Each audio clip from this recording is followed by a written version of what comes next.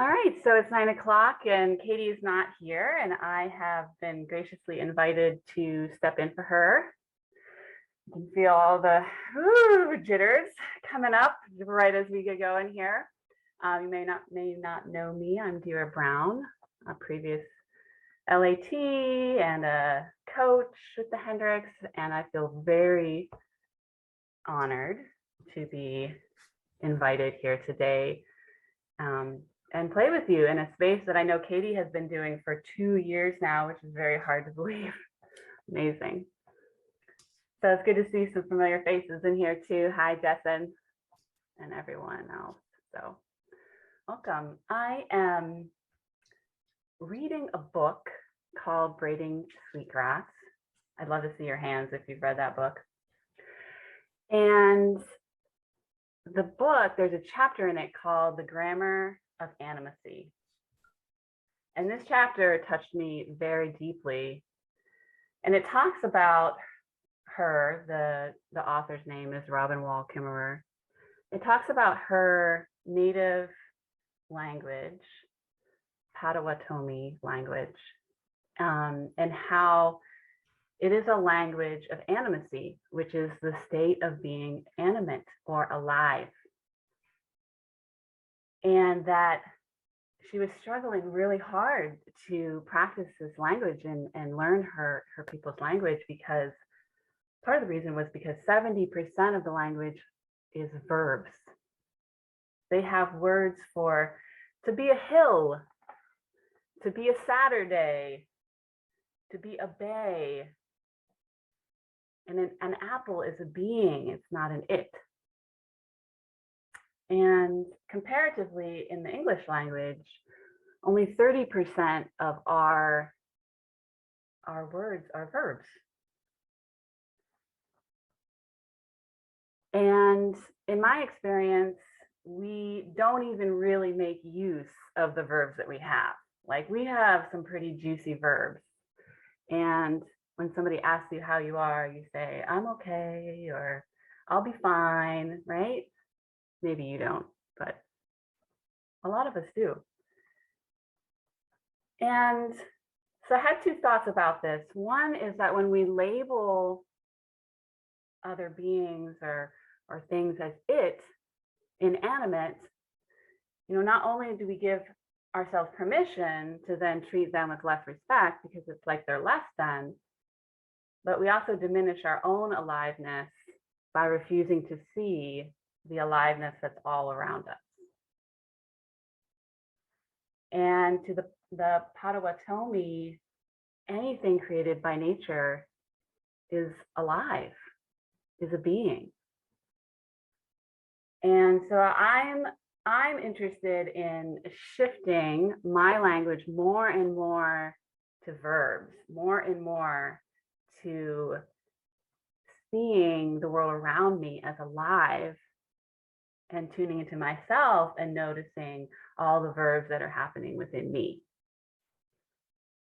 So today I thought I'd lead us through a loop and scoop where we give our attention to verbs, the verbs around us, the verbs within us, and play with that. So how does that sound? Give me a thumbs up. That's it. Sound like fun? We're going to do some verbing today. Great. If you know Kate, if you've been here before, been around Katie, she's a big proponent of verbs. So I was thinking, if movement is life, then verbs are life's language, right? So let's begin. Let's start with nouns, right? Let's start with maybe the opposite of verbs. And let's just start right now with noticing a noun within us. Maybe it's just, okay, leg or elbow. And then take your attention outside of yourself and label something outside of yourself, or notice the nouns. Table or light. And just do that for a minute just to get the sense of like what it's like to notice the noun out there Notice a noun within yourself, back and forth. Tree. Heart.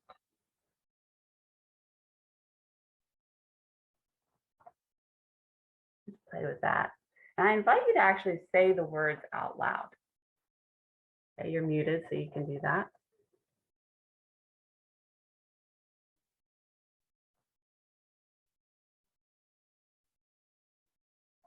Do that at your own pace.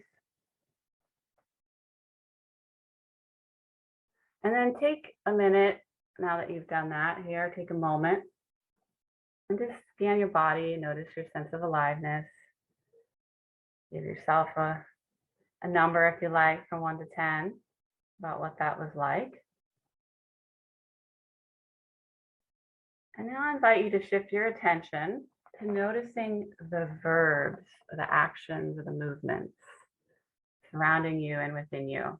To start, so you might choose to turn your attention to a window if you have one, or something that you judge particularly alive or lively in your room, if you like. And if that's not possible, let's just turn your attention to something in your space that inspires you. It might be swirling colors or drooping drapes. And then bring your attention back home to your body and locate a place in your body that's particularly active with movement or sensation. Like I'm noticing that I've got like a jiggling happening up here, just below my throat. And I'm a mover, so you can always add movement to this practice. And begin to label those or call out those verbs that you notice. So you can start with within you, like jiggling, and then go outside to your environment and notice the verb out there. You might see, I see swaying immediately. And I come back in and I feel tension, tensing. There we go. And outside me, and I see fogging. And again, I encourage you to say the words out loud. Going back and forth, calling out these verbs in your natural pace. So a pace that feels really good to you.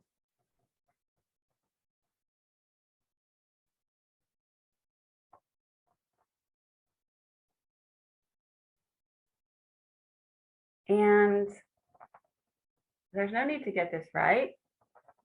You might find at some point you look out and you're like, verb, I don't know. So just make up a verb like grassifying, or when you come back in, you can also make up a sound and let that be your verb, your movement. And if you ever get stuck, you can also add the sound, What verbs is my attention landing on right now?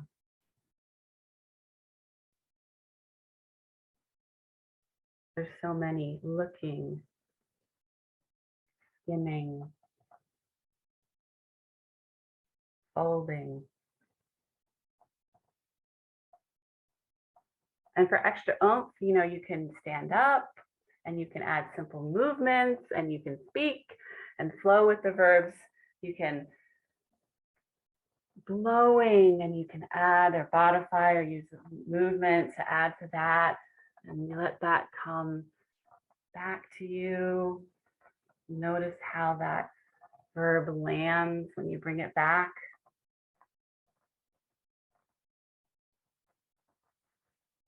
You find a verb that you particularly find juicy and inspiring outside of you, you can scoop it and bring it back to a part of your body that might feel a little stuck, a little lifeless.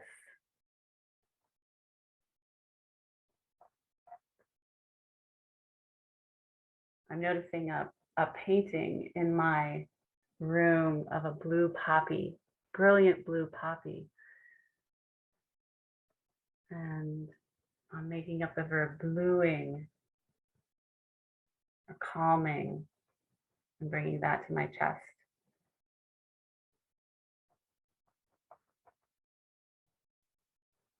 Go ahead and make contact with your body when you bring it back.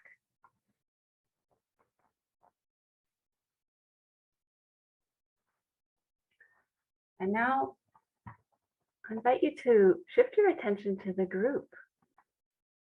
All of us here on the call. And go ahead and tune into a lively, verbalicious person here on the group. And notice what verb comes to mind. And you can scoop that up and bring it back if you want to.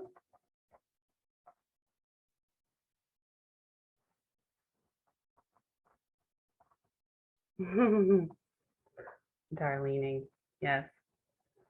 Darlening. And you can notice a verb within yourself, maybe that you love to give to someone else here as a gift. Maybe you want to offer some breathing to someone here, or some loving, some smiling.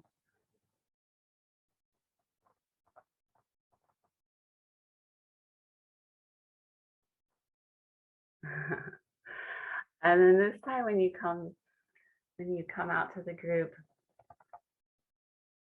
look your attention, maybe pick a different verb. Let's pick, maybe you're going to float your attention, or you're going to encircle your attention, or you're gonna, I don't know, shuffleboard, that came to mind, your attention over to the whole group as a whole. And how would you like to let your attention land with a new verb with the whole group?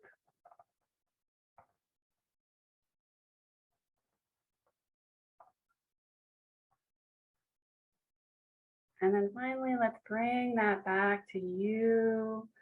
What verb is inspiring you right now in this moment?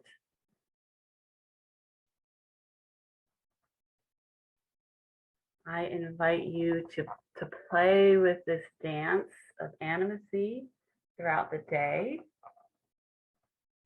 seeing how many verbs you notice, within you and around you, and welcome all the flavors of aliveness that you notice throughout your day and your week this week.